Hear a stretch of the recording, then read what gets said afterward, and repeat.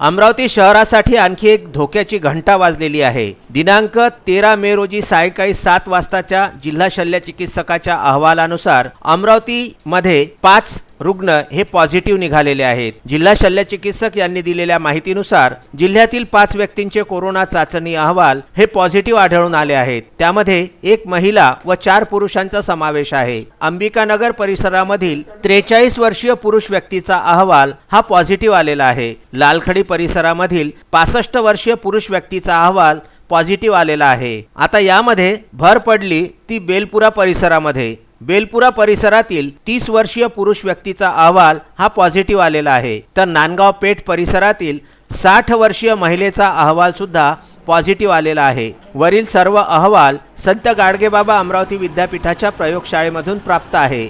त्याचप्रमाणे नागपूर येथील ध्रुव पॅथॉलॉजी व मोलेक्युलर डायग्नोस्टिक्स लॅबतर्फे एक अहवाल प्राप्त झाला आहे। त्यामध्ये 49 वर्षीय पुरुष व्यक्तीचा अहवाल हा पॉझिटिव्ह आलेला आहे। ही व्यक्ती परतवाडा येथील असल्याचे समजते। ही प्राथमिक माहिती असून याबाबत अधिक तपशील असेही जिल्हा शल्य चिकित्सकांनी सांगितलेले आहे।